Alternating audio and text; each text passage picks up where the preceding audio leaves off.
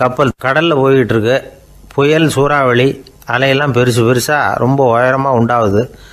கடுமையான காற்றுலேயும் வேகமான அலைகள்லேயும் சிக்கி அந்த கப்பல் தடுமாறுது. திசை மாறி போச்சு. எந்த பக்கம் போயிட்டு இருக்கிறோம்னே தெரியல. அந்த கப்பலை செலுத்திக்கிட்டு இருந்த மாலுமி ரொம்ப சாமர்த்தியமாக செயல்பட்டார். தன்னுடைய அறிவாற்றலையும் திறமையையும் முழுமையாக பயன்படுத்தினார். அந்த கப்பலை கட்டுப்படுத்தினார். மெதுவாக அந்த சூறாவளியிலிருந்து கப்பலை காப்பாற்றி கரைக்கு கொண்டுட்டு வந்து சேர்த்துட்டார். மாலுமின்னு ஒருத்தர் இருந்ததுனால அந்த மரக்கலம் காப்பாற்றப்பட்டது.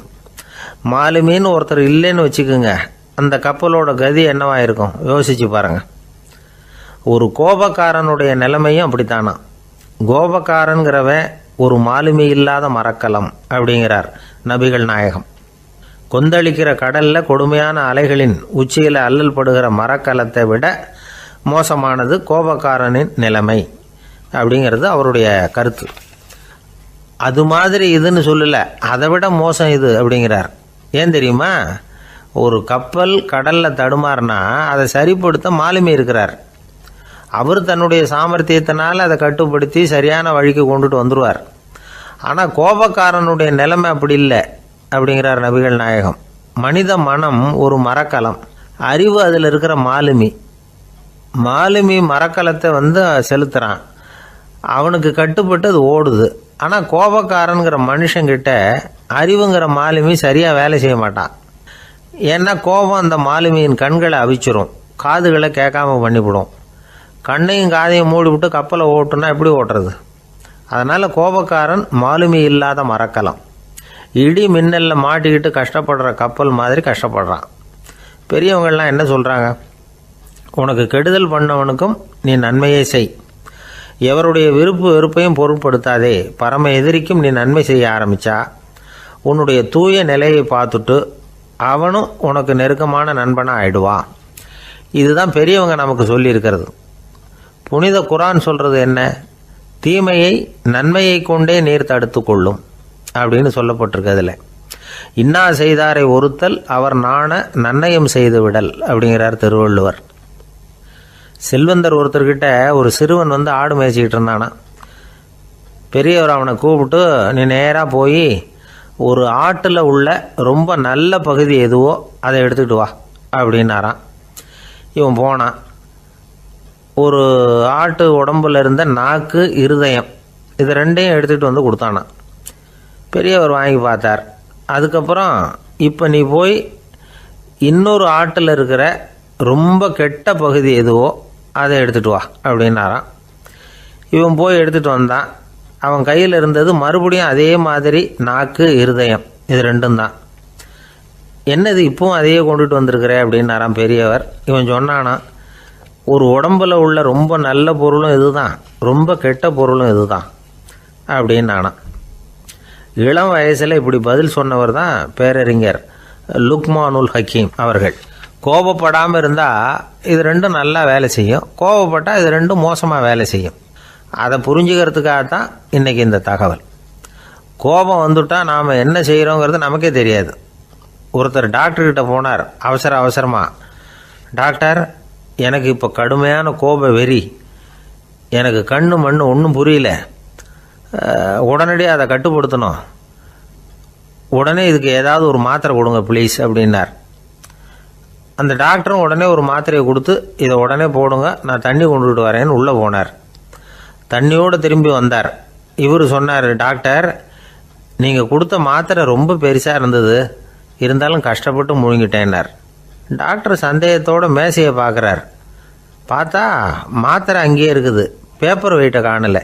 ரொம்ப பேருக்கு கூட்டத்தில் பேசுறதுன்னா பயம், நமக்கு ஒன்றும் தெரியாதுன்னு மற்றவங்க நினச்சிடக்கூடாதுங்கிற எண்ணம் தான் இதுக்கு காரணம்.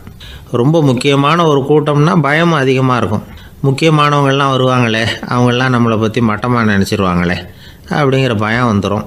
ஆனால் மேடை பேச்சுங்கிறது அவ்வளவு கடினமான ஒரு காரியம் இல்லைங்கிறாங்க அது சம்பந்தமான நிபுணர்கள். யாரும் பேச்சாளர் ஆகலாம், இது ஒன்றும் பெரிய கிஃப்ட்டு கிடையாது அப்படின்னு அவங்க சொல்கிறாங்க.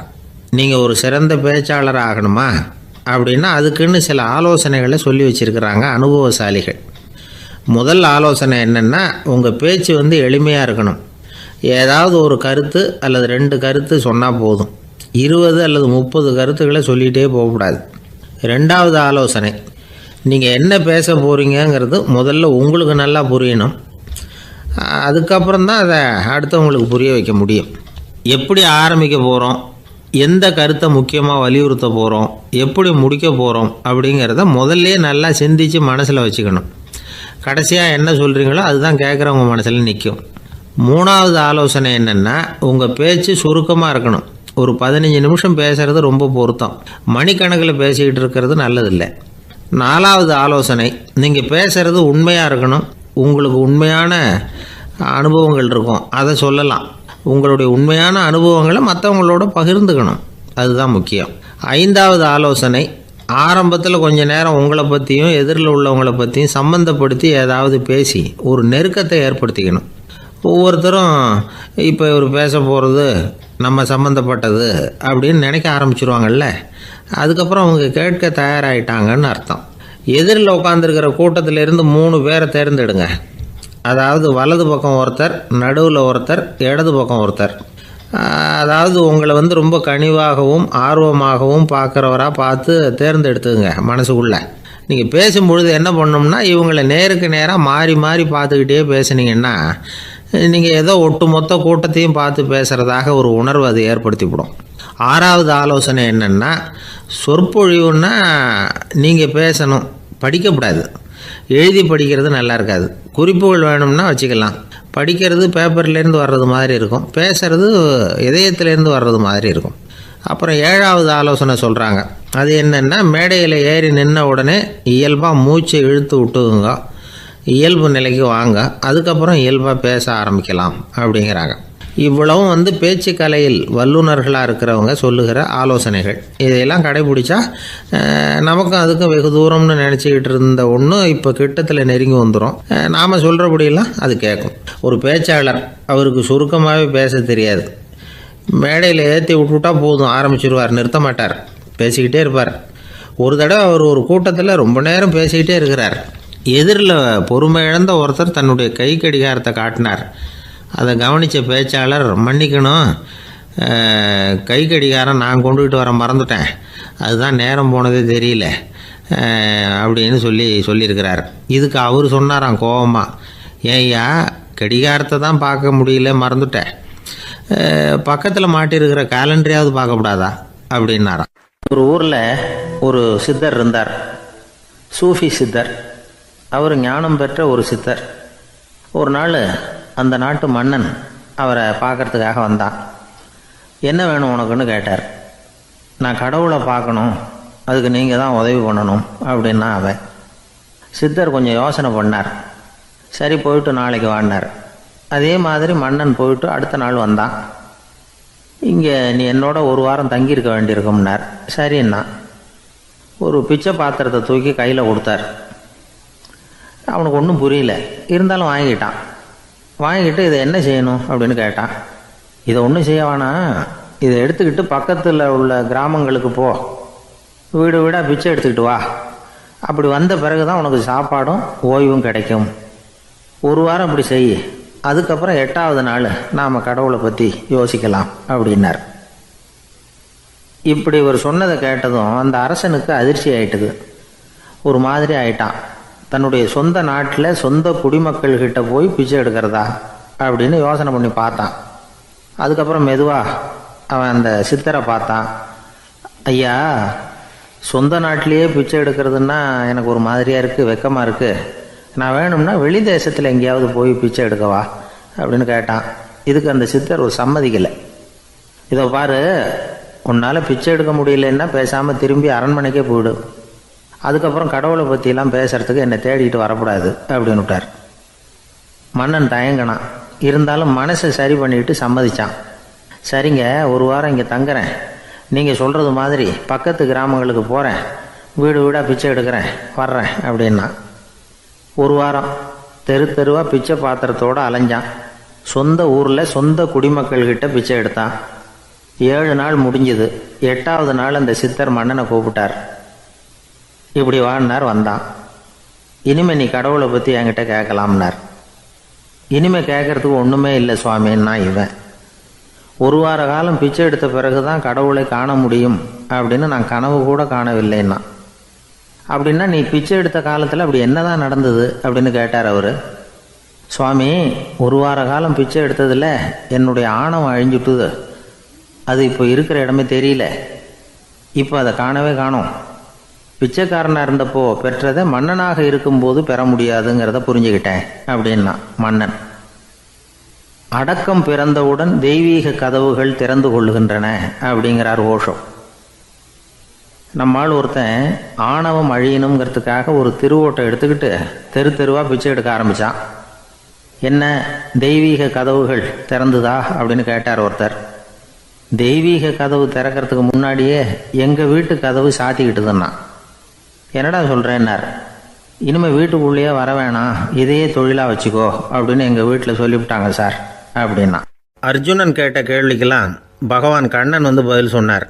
அதுக்கு பேர் பகவத்கீதை. அதே மாதிரி உத்தவன் கேட்ட கேள்விக்கும் அவர் பதில் சொல்லியிருக்கிறார். அதுக்கு என்ன பேருனா உத்தவ கீதைன்னு பேர். அது சரி, உத்தவன்னா யார்? கண்ணனுக்கு சின்ன வயசுலேருந்தே தேர் ஓட்டிக்கிட்டு இருந்தவன் அவன் தான். குருஷேத்திர போர் முடிஞ்சது. அதர்மத்தை அழித்து தர்மத்தை நிலைநாட்டி தர்மனுக்கு முடிச்சு விட்டினார் கண்ணபிரான். அதுக்கப்புறம் துவாரகைக்கு திரும்பினார். தான் வந்த காரியம் முடிஞ்சது. அதனால் இளமையிலிருந்தே தனக்கு தேரோட்டியாக இருந்து வந்த உத்தவனை கூப்பிட்டார். இதை பாருப்பா, உனக்கு வேணுங்கிறத கேளுன்னார். அவன் தனக்குன்னு எதையும் கேட்குறதுக்கு ஆசைப்படலை. இருந்தாலும் கேள்வி கேட்குறதில்ல அவன் ரொம்ப கெட்டிக்காரன். அதனால் கேட்க ஆரம்பித்தான். பரந்தாமா, ராஜசூய யாகத்துக்கு தர்மனை கூப்பிட்டு தன்னுடைய அரண்மனையில் விருந்து வச்சான் துரியோதனை. அதுக்கப்புறம் சூதாட்டத்துக்கு கூப்பிட்டான். தர்மன் வந்து தோல்வி அடைகிற மாதிரி பண்ணிவிட்டான். நீங்கள் தான் முக்காலமும் உணர்ந்தவராச்சே, சூதாட்டத்தில் தர்மர் ஜெயிக்கிறது மாதிரி பண்ணியிருக்கக்கூடாதா? இந்த பகடைக்காயை உருட்டுறப்போ நீங்கள் எதிர்பார்த்தது விழற மாதிரி பண்ணியிருக்கலாமே. சரி, அதுதான் இல்லை. வேடிக்கை பார்த்துக்கிட்டு இருந்த பீமன், அர்ஜுனன், நகுலன், சகாதேவன் இவங்களையும் பணையம் வச்சு ஆடுறப்போவாவது காப்பாற்றிருக்கலாம். அதையும் நீங்கள் செய்யலை. பாவம் அந்த அவல பொண்ணு, ஒன்றும் புரியாத ஒன்றும் தெரியாத அந்த உன்னுடைய சகோதரி திரௌபதி, அந்த பொண்ணை வந்து துச்சாதனன் இழுத்துக்கிட்டு வந்து துகில் உரிகிற கட்டத்தில் காப்பாற்றினியே. இது நியாயமா, முறையா, அறமா? இதுதான் உத்தவன் கேட்ட கேள்வி. இதுக்கு பரந்தாமன் பதில் சொல்கிறார். அப்படி கேள் உத்தவா, தருமனை வந்து துரியோதனன் வந்து சூதாட அழைக்கும் பொழுது என்ன சொன்னான் தெரியுமா? நான் பணையம் வைக்கிறேன், எனக்கு பதிலாக என்னுடைய மாமன் சகுனி பகடைக்காய்களை உருட்டுவான்னு சொன்னான். உடனே தருமன் எனக்கு பதிலாக என்னுடைய மைத்துனன் கண்ணன் வந்து பகடைக்காய்களை உருட்டுவான்னு சொல்லியிருக்கலாமே. அப்படி சொல்லலை. என்ன செஞ்சான் தெரியுமா? துரியோதனன் கூட சூதாட்டத்துக்கு சம்மதிச்சிட்டோம், கடவுளே இது என்னுடைய மைத்துனன் கண்ணபிரானுக்கு தெரியக்கூடாது அப்படின்னு வேண்டிக்கிட்டான். இதனால் தருமன் வந்து எனக்கு வந்து மனசால் தடை போட்டுட்டான். அதனால் அரண்மனைக்கு வெளியிலேயே என்னை கூப்பிடுவாங்கன்னு நான் காத்துக்கிட்டு இருந்தேன். பீமன், அர்ஜுனன், நகுலன், சகாதேவன், திரௌபதி இவங்களை பணையம் வச்சு ஆடுறப்போவாவது கூப்பிடுவாங்கன்னு பார்த்தேன். அப்பவும் அவங்க என்னை கூப்பிடல, நினைக்கல. திரௌபதியை வந்து துச்சாதனன் கூந்தலை பிடிச்சி இழுக்கிறான். அப்போ கூட அவள் தன்னுடைய உடல் பலத்தால் தடுக்கிறதுக்கு முயற்சி பண்ணாலே தவிர என்ன நினைக்கல. துரியோதனன் சபைக்கு இழுத்து செல்லப்பட்ட திரௌபதி அறநூல்களையும் அரச நீதிகளையும் சொல்லிக்கிட்டு இருந்தாலே தவிர என்ன நினச்சே பார்க்கல. துகில் உரிகிற கட்டத்தில் தான் ஹரி ஹரி கண்ணா பரந்தாமன்னு கூப்பிட்டா.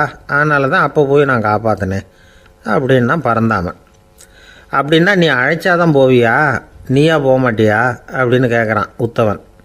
ஆமாம், நான் கூப்பிட்டா தான் போவேன். மனிதர்கள் செய்யக்கூடிய செயல்களையெல்லாம் அவங்கவுங்க போக்கிலேயே விட்டுட்டு வேடிக்கை பார்த்துக்கிட்டு இருப்பேன். நான் குறுக்கிட்டு வந்து ஒன்றுமே செய்ய மாட்டேன் அப்படின்னா பரந்தாமன். மனுஷன் தவறு பண்ணுனா திருத்த மாட்டியா, சும்மா பார்த்துக்கிட்டு தான் உட்காந்துருப்பியா அப்படின்னு கேட்குறான் உத்தவன். நான் மனுஷனுடைய உள்ளத்தில் இருக்கிறப்போ என் எதிரில் மனுஷன் தவறு பண்ண மாட்டான் அப்படின்னு ஆனால் கண்ணன். அதாவது யார் நினைக்கிறாங்களோ அவங்க உள்ளத்துலலாம் அவன் இருக்கிறான். அப்படி இருக்கிறப்போ தவறு செய்ய மனுஷன் அஞ்சுவான். இதுதான் உத்தவ கீதைங்கிறது. இந்த காலத்துலேயும் சில பேர் பகவான் மாதிரி அடுத்தவங்க கஷ்டப்படுறத வேடிக்கை பார்த்துக்கிட்டு இருக்கிறது உண்டு. அன்றைக்கி அப்படித்தான் நடுத்தெருவில் ஒரு திருடனை பிடிச்சி எல்லாரும் சேர்ந்து அடிச்சுக்கிட்டு இருக்கிறாங்க. ஒரு ஆள் மட்டும் தள்ளி நின்று அதை வேடிக்கை பார்த்துக்கிட்டு இருக்கான். பார்த்துக்கிட்டு சிரிச்சுக்கிட்டு இருக்கிறான். என்ன சார் இது, பாவம் அந்த ஆளை போட்டு அப்படி அடிக்கிறாங்களே அப்படின்னும். அடிக்கட்டும் சார், அவன் அடி வாங்க வேண்டிய ஆள் தான் அப்படின்னா அவன். ஏன் சார் அப்படி சொல்கிறீங்க அப்படின்னு கேட்டோம். பின்ன என்ன சார், நான் ஒருத்தர் பையில் இருந்த பர்ஸை எடுக்கிறதுக்கு முயற்சி பண்ணிக்கிட்டு இருந்தேன். அதுக்குள்ளே அவன் முந்திக்கிட்டு அபேஸ் பண்ணிவிட்டான். பர்ஸை அவன் எடுத்துட்டான். பார்க்கறதுன்னா எடுக்கிறது அவனா? என்ன சார் நியாயம் இது? நல்லா வாங்கட்டும் அப்படிங்கிறான். ஜெருசலேம் அங்கே உள்ள ஒரு தேவாலயம். அதில் உள்ள பலிபீடத்தின் முன்னாடி ஒரு பெட்டி உண்டு. அது காணிக்கை பெட்டி. ஆலயத்துக்கு வர்றவங்க பிரார்த்தனை பண்ணிவிட்டு திரும்பி போகிற சமயத்தில் அந்த பெட்டியில் காணிக்கை போடுவாங்க. அவங்களால எவ்வளவு முடியுமோ அவ்வளவு போடுறது வழக்கம். அவங்கவுங்க வசதிக்கு தகுந்த மாதிரி போடுவாங்க. வசதி உள்ளவங்களாக இருந்தாலும் சரி, வசதியே இல்லாத வறியவர்களாக இருந்தாலும் சரி, ஆலய காணிக்கை பெட்டியில் காசு போடுறது அவங்களுக்கு ரொம்ப பெருமையான ஒரு செயல். ஒரு சமயம் இயேசு தம்முடைய சீடர்களோடு அந்த ஆலயத்துக்கு வரார். அங்கே உட்காந்து ரொம்ப நேரம் வழிபாடு பண்ணிகிட்டு இருக்கிறார். சீடர்களும் அந்த ஜபத்தில் கலந்துக்கிட்டாங்க. வழிபாடு முடிஞ்சுது. இயேசு உட்காந்துருக்கிறார். காணிக்கை பெட்டியில் காசு போடுறவங்கள கவனிக்கிறார். சீடர்களும் அதையே கவனிச்சிக்கிட்டு இருக்கிறாங்க. ரொம்ப பேர் வரிசையாக வந்தாங்க. அவங்களால முடிஞ்ச அளவுக்கு காசு போட்டுட்டு அவங்க பாட்டுக்கு போய்கிட்டு இருக்கிறாங்க. வசதியானவங்க நிறைய பேர் வந்தாங்க. அதுக்கு மத்தியில் வயசான ஒரு அம்மா, அவங்களும் வந்து காசு போட்டுட்டு போகிறாங்க. இப்போ இயேசு தன்னுடைய சீடர்கள் பக்கம் திரும்பினார். ஒரு கேள்வி கேட்டார். இப்போ இந்த காணிக்கை பெட்டியில் நிறைய பேர் வந்து காசு போட்டுட்டு போகிறத நீங்கள் கவனிச்சிங்க. இன்றைக்கி இந்த காணிக்கை பெட்டியில் ரொம்பவும் அதிகமாக காசு போட்டது யார் அப்படின்னு கேட்டார். முதல்ல வந்தார் ஒரு பெரிய மனுஷன், அவர் தான் அதிகமாக போட்டார் அப்படின்னார் ஒருத்தர். மூணாவதாக வந்தவர் தான் அதிகமாக போட்டார், நான் கவனித்தேன் அப்படின்னாரு இன்னொருத்தர். இப்படி ஆளுக்கு ஒரு விதமாக சொல்கிறாங்க. கடைசியாக இயேசு சொன்னாராம், இன்றைக்கு அந்த பெட்டியில் அதிகமாக காசு போட்டவங்க அந்த வயசான அம்மா தான் அப்படின்னாராம். சீடர்களுக்கு ஒன்றும் புரியல. அந்த அம்மா ரொம்பவும் ஏழையாச்சே, அவங்க எப்படி அதிகமாக காணிக்கை செலுத்த முடியும் அப்படிங்கிறது அவங்க சந்தேகம். இயேசு விளக்குனார். நிறைய பேர் வந்தாங்க, நிறையவே காசுகள் போட்டாங்க, அது உண்மைதான். ஆனால் அந்த அம்மா என்ன பண்ணாங்க கவனிச்சிங்களா? வந்தாங்க, தன்னுடைய காசு பையை திறந்தாங்க, அப்படியே கொட்டுனாங்க. அதில் இருந்தது ரெண்டு காசுகள் தான். அந்த 2 காசும் காணிக்கை பெட்டியில் விழுந்துட்டுது. மற்றவங்கள்லாம் தங்கள்கிட்ட இருந்த செல்வத்தின் ஒரு சிறு பகுதியை எடுத்து பெட்டியில் போட்டாங்க. ஆனால் இந்த அம்மா தன்கிட்ட என்ன இருந்ததோ அதை அப்படியே போட்டுட்டாங்க. தன்னுடைய பிழைப்புக்காக வச்சுருந்த அவ்வளவையும் இழக்கிறதுக்கு தயாராகிட்டாங்க. அவ்வளவு தாராள மனசு அவங்களுக்கு. அதனால் அவங்க செலுத்தின காணிக்கை தான் அளவில் அதிகம் அப்படின்னார். விலை மதிப்பில்லாத முத்து புதையல் ஒருத்தனுக்கு கிடைக்க போகுதுன்னு வச்சுக்கோங்க. அதன் மதிப்பை உணர்ந்தவன் என்ன பண்ணுவான்? அதை அடையிறதுக்காக தன்கிட்ட இருக்கிற எதையும் கொடுக்கறதுக்கு தயாராக இருப்பான் இல்லையா? அது மாதிரி தான் இதுவும் அப்படின்னார். உலக மதிப்பீடுகளை துரும்பா தூசியாக மதித்து அதையெல்லாம் உதறி விடுகிறவன் இறையருள் அப்படிங்கிற இணையில்லாத செல்வத்தை பெறுகிறான் அப்படிங்கிறது இதில் உள்ள கருத்து. இறைவனுக்காக இழப்பதுன்னா துன்பப்படுகிறவர்களுக்காக, ஏழைகளுக்காக, ஏதுமற்றவர்களுக்காக இழப்பது அப்படின்னு அர்த்தம். உங்கள் அயலானுக்கு நீங்கள் என்ன உதவி செய்தாலும் அதை எனக்கே செய்கிறீர்கள் அப்படின்னு இயேசு சொல்லியிருக்கிறார். அடுத்தவங்களுக்கு உதவணுங்கிற குணம் இன்றைக்கி ரொம்ப குறைஞ்சி போச்சு. ஒருத்தன் வாழைப்பழத்தோல் வழுக்கி கீழே விழுந்துட்டான். பக்கத்தில் இருந்த நண்பன் உடனே இவனை தூக்கிக்கிட்டு போய் ஆஸ்பத்திரியில் சேர்த்துட்டான். அதுக்கப்புறம் சொன்னான், நீ அந்த வாழைப்பழத்தோலில் காலை வைக்க போகிறத முன்னாடியே நான் கவனிச்சுட்டேன் அப்படின்னு நானா.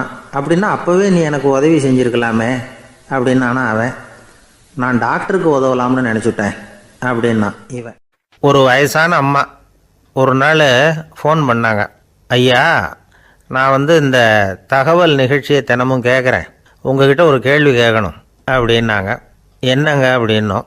எனக்கு சொந்தமாக ஒரு நல்ல வீடு இருக்குது, வேணுங்கிற அளவுக்கு பணமும் இருக்குது, கணவரும் ரொம்ப நல்லவர், ரிட்டையர் ஆகி வீட்டில் தான் இருக்கிறார், பிள்ளைங்கள்லாம் பெரிய பெரிய உத்தியோகத்தில் இருக்கிறாங்க, அதில் ஒருத்தன் ஐஏஎஸ்ஸு, பணம்லாம் கூட நிறைய கொண்டாந்து கொடுக்குறாங்க. அப்படி இருந்தும் என் மனசில் நிம்மதி இல்லை, வாழ்க்கையில் ஒரு நிறைவு இல்லை அப்படின்னாங்க. ஏன்னு கேட்டோம். அதைத்தான் நான் உங்களை கேட்குறேன், ஏன் அப்படி அப்படின்னு திருப்பி கேட்குறாங்க. எங்களுக்கு ஒன்றும் புரியல. கொஞ்சம் நேரம் குழம்பி போயிட்டோம். இருந்தாலும் அதை அவங்கக்கிட்ட காட்டிக்காமல் கொஞ்சம் சாமர்த்தியமாக, ஏம்மா உங்கள் மனசில் நீங்கள் ஏதோ ஒன்று எதிர்பார்க்குறீங்க, அது நிறைவேறலை அப்படி தானே அப்படின்னு கேட்டோம். ஆமாம் அப்படின்னாங்க. அதுக்கப்புறம் அவங்கக்கிட்ட கொஞ்சம் மனம் விட்டு பேசுகிறப்போ தானாக விஷயம் வெளியில் வந்தது. அதாவது அவங்க பிள்ளைங்க பெரிய பெரிய உத்தியோகத்தில் இருக்கிறதுனால அவசரமாக வந்து பார்த்துட்டு ஓடுறாங்களாம். ஆசையாக அம்மான்னு கூப்பிட்டுக்கிட்டு கிட்ட உட்காந்து கொஞ்ச நேரமாவது என்கிட்ட பேசினா தானே என் மனசு கொஞ்சம் நிம்மதியாக இருக்கும். அது அவங்களுக்கு தெரிய மாட்டேங்குதே அப்படிங்கிறாங்க. இதுதான் அவங்களுடைய ஏக்கம். இந்த ஏக்கம் அந்த தாயின் மனசில் இருந்துக்கிட்டு இருக்குது. இப்படி மகனுடைய அன்புக்காக மட்டுமே ஏங்குகிற தாய்மார்கள் பல பேர் இருக்கிறாங்க இந்த உலகத்தில்.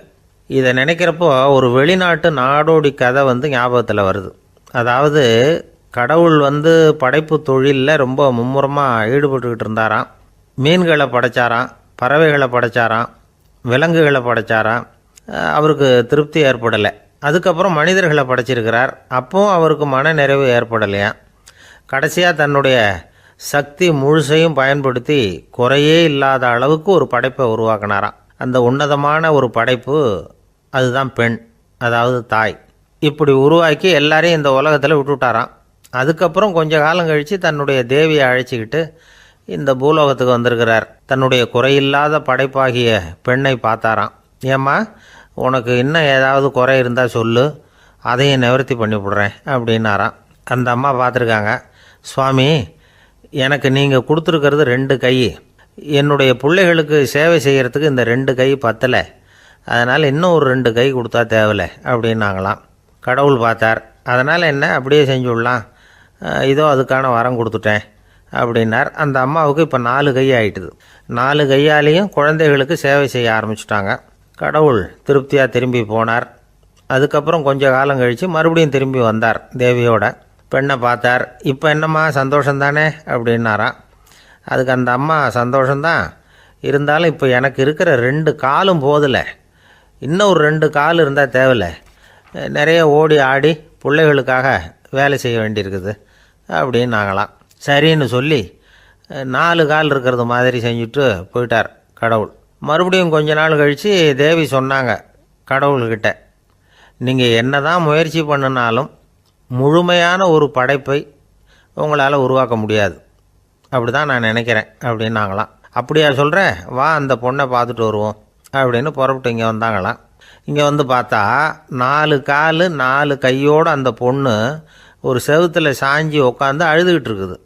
இப்போ தேவி அந்த பொண்ணை சுட்டி காட்டி கடவுள்கிட்ட கேட்டாங்களாம், ஏங்க நீங்கள் அந்த பொண்ணுக்கு கையை கொடுத்தீங்க, காலை கொடுத்தீங்க, சரி, அந்த கண்ணீரையும் எதுக்காக கொடுத்தீங்க அப்படின்னு கேட்டாங்களாம். அதுக்கு கடவுள் சொன்னாராம், கையை கொடுத்தது நான் தான், காலை கொடுத்தது நான் தான், ஆனால் அந்த கண்ணீரை கொடுத்தது நான் இல்லை, அதை கொடுத்தது அந்த அம்மாவோட பிள்ளைங்க அப்படின்னாராம். இன்றைக்கும் அப்படித்தான் பல பிள்ளைங்க அவங்க அம்மாவுக்கு கண்ணீரை தான் கொடுத்துக்கிட்டு இருக்கிறாங்க. அம்மாவை மதிக்கிற பிள்ளைங்க தான் இன்றைக்கி நல்லபடியாக இருக்கிறாங்கங்கிறது அவங்களுக்கு தெரியறதில்ல. இந்த காலத்து பிள்ளையாண்டான் ஒருத்தன் அவங்க அம்மாக்கிட்டேயும் நல்ல பிள்ளையாக நடந்துக்குவான், மனைவிக்கிட்டேயும் நல்ல கணவனாக நடந்துக்குவான், ரொம்ப சாமர்த்தியம். ஒரு நாள் அவங்ககிட்ட கேட்டாங்க, ஏன்பா உங்கள் அம்மாவும் உன் மனைவியும் சண்டை போட்டுக்கிட்டா நீ எந்த பக்கம் அப்படின்னாங்களாம். வீட்டுக்கு வெளிப்பக்கம் அப்படின்னானான் அவன். அங்கே ஒரு புதர் தெரியுது இல்லையா, இந்த புதருக்குள்ளே ஒரு சிங்கம் இருக்குது, அந்த பக்கமாக நான் போகிறப்போ வர்றப்போலாம் அது என்கிட்ட வம்பு வளர்க்குது, தகராறு செய்யுது, என் மேலே பாயுது, என்னை தாக்குது, ஏன்னு தெரியல அப்படின்னுது. இதை கேட்டதும் அந்த குரங்கு சொல்லிச்சு, இனிமேல் கவலைப்படாத, இந்த தடவை நான் உன்னை காப்பாற்றுறேன்னுது. அதுக்கப்புறம் ஒரு நாள் அந்த குரங்கும் கழுதியும் அந்த புதர் பக்கமாக போய்கிட்டு இருந்தாங்க. எதிர்பார்த்தது மாதிரியே நடந்தது. அந்த சிங்கம் எதிரில் வந்தது, கழுதியை பார்த்தது, உடனே அது மேலே பாய ஆரம்பிச்சுட்டுது. அவ்வளவுதான். உடனே இந்த குரங்கு என்ன பண்ணிச்சு தெரியுமா, கிடுகிடுன்னு ஒரு மரத்து மேலே ஏறி உட்காந்துக்கிட்டது. அங்கே உட்காந்துக்கிட்டு கீழே அந்த கழுதியும் சிங்கமும் போடுற சண்டையை வேடிக்கை பார்க்க ஆரம்பிச்சுட்டுது. கொஞ்ச நேரம் கழித்து அடிபட்ட காயத்தோடு அந்த கழுதை மெதுவாக நடந்து வந்தது. குரங்கு மெல்ல மரத்தை விட்டு கீழே இறங்குச்சு. இப்போ கழுதை கேட்டுது, என்னை காப்பாற்றுறேன்னு சொல்லிவிட்டு காலை வாரி விட்டுட்டியே, நீ பாட்டுக்கு மரத்து மேலே ஏறி உட்காந்துக்கிட்டே, அது நியாயமானது. குரங்கு பரிதாபமாக அதை பார்த்துது. நான் மரத்து மேலே இருந்து நீங்கள் 2 பேரும் சண்டை போட்டதை பார்த்துக்கிட்டு தான் இருந்தேன், உன்னோட சத்தம் தான் அதிகமாக இருந்தது, அது நீ சிரிக்கிற மாதிரி எனக்கு கேட்டுது, அதனால் நீ தான் ஜெயிச்சுக்கிட்டு இருக்க போல இருக்கு அப்படின்னு நினச்சிவிட்டேன்னுது. இன்றைக்கி பல பேர் இப்படி தான் இருக்கிறாங்களாம். யார் ஜெயிக்கிறாங்க யார் தோக்குறாங்கங்கிறத முகத்தை பார்த்து கூட கண்டுபிடிக்க முடியறதில்ல, பேசுகிற பேச்சை வச்சு கூட கண்டுபிடிக்க முடியறதில்ல. தோற்கிறவங்க கூட சிரிக்கிற மாதிரி முகத்தை வச்சுக்கிறான். இன்றைய மனிதர்கள்கிட்ட ஏகப்பட்ட முரண்பாடுகள், பொய் முகங்களோட உலவுகிறவர்கள் தான் அதிகம். உண்மை முகம் எங்கே இருக்குது அப்படிங்கிறத புரிஞ்சுக்கிட்டு நண்பர்களை தேர்ந்தெடுக்கணும் அப்படிங்கிறது ஒரு முக்கியமான கருத்து. கடவுள் இந்த உலகத்தை படைச்சு விட்டு அதுக்கப்புறமும் கொஞ்ச நாள் இங்கேயே தங்கியிருந்தாராம். அப்போ தான் அவருக்கு ஒரு உண்மை புரிஞ்சுதான், இந்த உலகத்தில் தங்கி இருக்கிறது எவ்வளவு இடைஞ்சல்னு. தினமும் மனிதர்கள் தேடி வந்து ஏதாவது புகார் சொல்லிக்கிட்டே இருந்தாங்களாம். எனக்கு அது வேணும் இது வேணும்னு கேட்டுக்கிட்டே இருந்தாங்களாம். சில பேர் வந்தாங்க, நாங்கள் வந்து விவசாயம் பண்ணுறோம், தண்ணி இல்லாமல் பயிர் காயுது, எங்களுக்கு மழை வேணும் அப்படின்னாங்க. அவங்க போனதும் அதுக்கப்புறம் சில பேர் வந்தாங்க, நாங்கள் வந்து மண்பானை செய்கிறவங்க, நிறைய பானை செஞ்சு வச்சுருக்குறோம், மழை பெஞ்சால் எல்லாம் கரைஞ்சி வீணாக போயிடும், அதனால் இன்றைக்கி மழை பெய்யக்கூடாதுன்னாங்க. கடவுள் பார்த்தார், அவருக்கு என்ன பண்ணுறதுன்னே தெரியல, ஏகப்பட்ட குழப்பம், தலையை பிச்சுக்கலாம் போல் இருந்தது, கிட்டத்தட்ட பைத்தியம் பிடிக்கிற அளவுக்கு ஆகிட்டுது. எல்லாருடைய ஆசைகளையும் அவரால் நிறைவேற்ற முடியல, ஏன்னா ஒன்றுக்கு ஒன்று முரண்பாடாக இருந்தது. ஒரு நாள் தன்னுடைய அமைச்சரவையை கூட்டி ஆலோசனை கேட்டார், என்ன செய்யலான்னு சொல்லுங்கன்னார். இது என்ன பிரமாதம், பேசாமல் இமயமலை அடிவாரத்தில் போய் உட்காந்துங்க, யாரும் தொந்தரவு பண்ண மாட்டாங்கன்னாங்க. அங்கேயும் மனிதர்கள் வர ஆரம்பிச்சுருவாங்களேன்னார் கடவுள். சரி அப்படின்னா சந்திரனில் போயிருந்துக்கலாமேன்னாங்க. அங்கேயும் மனுஷன் குடி வர போகிறான் அப்படின்னார் கடவுள். வெகு தூரத்துக்கு அப்பால் உள்ள நட்சத்திர மண்டலத்துக்கு போயிடலான்னாங்க. இதெல்லாம் நிரந்தர தீர்வாகாது, நிரந்தரமாக இந்த மனிதனுடைய தொல்லையிலேருந்து நான் விடுபடணும், அதுக்கு ஏதாவது வழி சொல்லுங்கன்னார் கடவுள். ஒரு வயசான ஆள் வந்தார், கடவுளுக்கு காதோட காதாக ஒரு வழியை சொன்னார். கடவுளுக்கு முகம் மலர்ந்தது, அதுதான் சரி, அப்படியே செஞ்சுடலான்னார். அந்த ஆள் சொன்ன ரகசியம் என்ன தெரியுமா? மனிதனால் அடைய முடியாத ஒரு இடம் இருக்குது, அது வேறு எங்கேயும் இல்லை, அவனுக்கு உள்ளே இருக்குது, அங்கே போய் மறைஞ்சிங்க, அதுக்கப்புறம் மனிதர்களால் உங்களுக்கு தொந்தரவு இருக்காதுன்னார். மனிதன் நினைக்காத இடம் அதுதான். அதாவது உள்ளுக்குள்ளே இருக்கிற உண்மையை புரிஞ்சிக்காமல் வெளியில் எங்கேயோ அது இருக்கிறதாக நினச்சி வரட்டிக்கிட்டு அலையிறான் மனுஷன். உள்ளே இருக்கிற உண்மை புரிஞ்சால் நாம் தன்னம்பிக்கையோடு தலை நிமிர்ந்து வாழலாம். வேடிக்கையாக ஒரு கதை சொல்லுவாங்க, இதை பாருங்கள், நம்ம பையன் எங்கே பணம் வச்சாலும் எடுத்து விட்றான், என்ன பண்ணுறதுன்னாங்க அம்மா. அப்பா கொஞ்சம் நேரம் யோசனை பண்ணார், அதுக்கப்புறம் சொன்னார், அவன் கண்ணில் படாத இடமா நம்ம வீட்டில் இருக்கிறது ஒரே இடம்தான், அங்கே பணத்தை வை திருட்டு போகாதுன்னார். அது எந்த இடம்னு கேட்டாங்க. அதுதான் அவன் பாட புஸ்தகம், அதில் வச்சிரு, அவன் தொடவே மாட்டான், பாட புத்தகத்தை தொடாமல் பரீட்சையில் வெற்றி பெற முடியாது அப்படிங்கிறத புரிஞ்சுக்கணும். உள்ளே இருக்கிற உண்மையை தொடாமல் வாழ்க்கையில் வெற்றி பெற முடியாது. அதனால் உண்மையை புரிஞ்சுக்கிட்டால் வாழ்க்கையில் வெற்றி நிச்சயம். சாலை ஓரமாக அழுதுகிட்டு உட்காந்துருந்தான். பிச்சை எடுத்து சாப்பிட்ற ஒருத்தன் அந்த பக்கமாக வந்தான். இவனை பார்த்தான், ஏன் அழுதுகிட்டு உட்காந்துருக்கிற, என்னாச்சு உனக்கு அப்படின்னு கேட்டான். அதுக்கு இவன் சொன்னான், என்கிட்ட ஒன்றுமே இல்லை, நான் இந்த உலகத்தில் இருந்து என்ன பிரயோஜனம், அதனால தான் அழுதுகிட்டு இருக்கிறேன் அப்படின்னா. உன்கிட்ட மறைஞ்சிருக்கிற புதையல் என் கண்ணுக்கு நல்லா தெரியுது, அது உனக்கு புரியல, அதனால தான் அழுதுகிட்டு இருக்கிற அப்படின்னா. என்னது, புதையல் இருக்குதா, உன் கண்ணுக்கு தெரியுதா அப்படின்னு கேட்டான். ஆமாம், எனக்கு தெரியுது, அந்த புதையலை நீ விற்கிறதுக்கு தயாராக இருக்கிறியா அப்படின்னு கேட்டான் இவன். இதை கேட்டதும் அந்த இளைஞனுக்கு ரொம்ப ஆச்சரியமாக போச்சு, என்னது இப்படி கேட்குறானே அப்படின்னு. என்கிட்ட ஒரு காசு கூட இல்லையே, அப்படி இருக்கிறப்போ புதையல் எங்கேருந்து வந்தது அப்படின்னா. இந்த நேரத்தில் அந்த பிச்சைக்காரன் சிரித்தான். இப்படி தான் இந்த உலகத்தில் எல்லோரும் சொல்லிகிட்டு இருக்கிறாங்க, என்கிட்ட ஒன்றுமே இல்லை ஒன்றுமே இல்லைன்னு சொல்லி, ஆனால் அவங்கக்கிட்ட தான் புதையல் இருக்குது, நீ வேணும்னா என் கூட வா, நம்ம நாட்டு அரசர்கிட்ட போவோம், உங்ககிட்ட இருக்கிற புதையலை அவர் நல்ல விலைக்கு எடுத்துக்குவார் அப்படின்னா. அது எப்படி உனக்கு தெரியும்னா, இதுக்கு முன்னாடியும் இது மாதிரி பல பேரை நான் வந்து ராஜா கிட்ட அழைச்சிட்டு போயிருக்கிறேன், அதனால தான் உன்னை பார்த்தேன், உன்னையும் கூப்பிட்றேன், நீ சரின்னு சொன்னால் உன்னை அழைச்சிட்டு போகிறேன், உங்ககிட்ட இருக்கிற புதையலை அவர் நல்ல விலை கொடுத்து எடுத்துக்குவார் அப்படின்னு சொன்னான். இவன் இப்படி சொல்கிறதும் அந்த இளைஞனுக்கு ஒன்றுமே புரியல. இது என்னது, இந்த ஆள் இப்படி சொல்லிக்கிட்டு இருக்கிறான், நம்மக்கிட்ட என்ன இருக்குது, அதுவும் இல்லாமல் இவனே பிச்சை எடுத்து சாப்பிட்டுக்கிட்டு இருக்கிறான், இவன் போய் நம்மளை ராஜா கிட்ட அழைச்சிட்டு போகிறதா போகிறேங்கிறானே என்ன அப்படின்னு சொல்லி அவன் யோசனை பண்ணான். என்ன யோசிக்கிற, உனக்கு பணம் வேணும்னா என்னோட வா அப்படின்னா. இளைஞன் ஒரு முடிவுக்கு வந்தான். சரி, இங்கேயே உட்காந்துக்கிட்டு இருக்கிறத விட அங்கேயாவது போய் பார்ப்போமே, இங்கே அழுதுட்டு உட்காந்துருக்கிறதுல என்ன பிரயோஜனம், ஏதோ கூப்பிட்றான், போய் பார்த்துட்டு வருவோமே அப்படின்னு சொல்லி அவன் கூட புறப்பட்டான். பிச்சைக்காரன் முன்னாடி போயிட்டே இருக்கிறான், இந்த இளைஞன் பின்னாடி நடந்து போயிட்டுருக்கான். ரெண்டு பேரும் அரண்மனையை நோக்கி போகிறாங்க. பாதி வழி போயிருப்பாங்க. வழியில் அந்த பிச்சைக்காரன் சொன்னான், இதை பாரு, முன்னாடியே சில விஷயங்களை நாம் பேசிக்க வேண்டியிருக்கு, சரியாக தெளிவாக முடிவு எடுத்துக்கிட்டு அதுக்கப்புறம் ராஜாக்கிட்ட போகணும். ஏன்னா அங்கே போய் அது முடியாது இது முடியாதுன்னு நாம் நமக்குள்ளே சண்டை போட்டுக்கிட்டு இருக்க முடியாது. ராஜாவுக்கு விலையை பற்றி கவலையே இல்லை. எவ்வளவு சொன்னாலும் நமக்கு பணம் கிடச்சிரும். ஆனால் அதுக்கப்புறம் நான் இதை விற்கிறதுக்கு தயாராக இல்லைன்னு சொல்லிடக்கூடாது. அதனால் புதையலை விற்கிறதா இல்லையாங்கிறத இங்கேயே தெளிவாக முடிவு செஞ்சுக்கணும். இல்லைன்னா ராஜா கிட்ட போய் அங்கே போய் குழப்பிக்கிட்டு இருக்க முடியாது அப்படின்னு சொன்னான். இளைஞனுக்கு ஒன்றுமே புரியல. என்ன சொல்கிற நீ, என்கிட்டயா புதையலா எங்கே இருக்குது அப்படின்னு சொல்லி குழம்பி போனான். இப்போ அந்த பிச்சைக்காரன் சொன்னான், இதை பாரு, இப்போ உதாரணத்துக்கு உன்னுடைய கண்களை எடுத்துக்கோ. அதுக்கு நீ என்ன விலை கேட்டுற போகிற? நான் அதுக்கு ராஜா கிட்டே இருந்து ஒரு 50,000 ரூபா வாங்கி தர முடியும். உன்னுடைய இருதயத்தை கொடுக்குறியா? 20 லட்சம் ரூபா வாங்கி தரேன். மூளையை கொடுக்குறியா? 30 லட்சம் வாங்கி தரேன். என்ன சொல்கிற அப்படின்னு சொல்லி இந்த பிச்சைக்காரன் பேசிக்கிட்டே போகிறான். இளைஞனுக்கு கோபம் வந்துட்டுது. என்ன உளர்ற, உனக்கு என்ன பைத்தியமா? கண்ணையும் மூளையையும் இருதயத்தையுமா விற்பாங்க? என்ன விலை கொடுத்தாலும் அதையெல்லாம் நான் விற்கிறதுக்கு தயாராக இல்லை, நான் விற்க மாட்டேன். அதை கொடுத்துட்டு நான் என்ன பண்ணுறது? இப்படி நான் மட்டும் இல்லை, யாருமே இதை விற்கிறதுக்கு தயாராக இருக்க மாட்டாங்க அப்படின்னு சொன்னான் அந்த இளைஞன். இவன் இப்படி சொன்னதும் அந்த பிச்சைக்காரன் வாய் விட்டு சிரிக்க ஆரம்பிச்சுட்டான். இப்போ பைத்தியமானது நானா நீயா? லட்சக்கணக்கான கோடிக்கணக்கான ரூபாய் பொறுமானம் உள்ள பொருள்களை உங்ககிட்டயே வச்சுக்கிட்டு விற்க முடியாதுன்னு சொல்கிற நீ தான் ஏழை. என்கிட்ட ஒன்றுமே இல்லைன்னு மரத்தடியில் உட்காந்து அழுதுகிட்டு இருக்கிறியே அப்படின்னு சொன்னான். இன்றைக்கி பார்த்திங்கன்னா பல பேர் தன்கிட்ட புதைஞ்சிருக்கிற ஆற்றலை புரிஞ்சிக்க முடியாமல் அவதிப்பட்டுக்கிட்டு இருக்கிறாங்க. நம்மக்கிட்ட என்ன இருக்குங்கிறது அவங்களுக்கு தெரியறதில்ல. அதனால தான் என்கிட்ட ஒன்றுமே இல்லைன்னு சொல்லி அழுதுகிட்டு இருக்கிறாங்க. இதை விளங்க வைக்கிறதுக்கு பெரியவங்க சொல்கிற கதை இது. நம்மக்கிட்ட இருக்கிற புதையலை நாம் தான் தோண்டி எடுக்கணும். உண்மையான புதையலுங்கிறது உள்ளே இருக்குது. ஆனால் அதை வெளியில் தேடுற ஆசாமிகள் தான் அதிகம். சராசரி மனித இயல்பு அப்படி. நம்மக்கிட்ட விலை மதிக்க முடியாத பகுத்தறிவு இருக்குது. அதை வச்சுக்கிட்டு வாழ்க்கையில் முன்னேறத்துக்கு முயற்சி பண்ணணும். என்கிட்ட ஒன்றுமே இல்லைன்னு நினச்சி ஓரமாக உட்காந்துடக்கூடாது. முயற்சி செஞ்சால் முடியாத காரியம் எதுவுமே இல்லை. ஒரு ரயில்வே ஸ்டேஷன் பக்கம் வெளியில் ஒரு டாக்ஸி நின்றுட்டு இருந்தது. அந்த பக்கமாக வந்த ஒருத்தர் டாக்ஸி டிரைவரை பார்த்து சொன்னார், ஐயா, உங்கள் வண்டியில் பின் சீட்டில் ஒரு மணி பர்ஸு கிடக்கு, யாரோ மறந்து விட்டுட்டு போயிருக்கிறாங்க அப்படின்னார். இல்லை அது காலி பர்ஸு தான், நான் தான் அதை அங்கே போட்டு வச்சுருக்கிறேன்னார் டிரைவர். ஏன்னு கேட்டார் அவர்.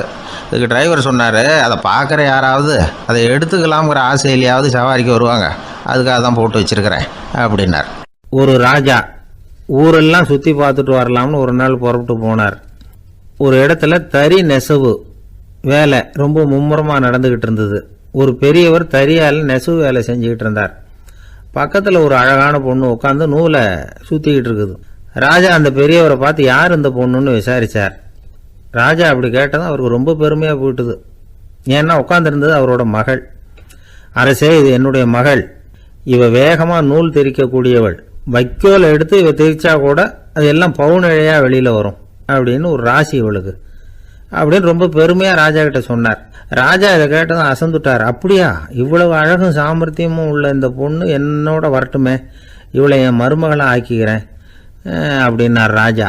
அந்த பெரியவருக்கு ஒன்றும் புரியல. ஏதோ கொஞ்சம் பெருமையாக சொல்ல போக அது இப்படி ஆயிட்டுதே அப்படின்னு கவலைப்பட்டார். இருந்தாலும் ராஜா பேச்ச தட்ட முடியுமா, மகளை அனுப்பி வச்சுட்டார். ராஜா அந்த பொண்ணை அரண்மனைக்கு அழைச்சிட்டு வந்தார். அங்கே ஒரு அறையில் வச்சு பூட்டி விட்டார். அந்த ரூமு நிறைய வைக்கோலை கொண்டாந்து போட்டு அடைச்சாங்க. 3 ராட்டைகள் வேற வச்சுருந்தாங்க. நாளைக்கு பொழுது விடியறதுக்குள்ளே நீ இந்த வைக்கோலையெல்லாம் தங்க இழைகளாக மாற்றி காட்டணும்.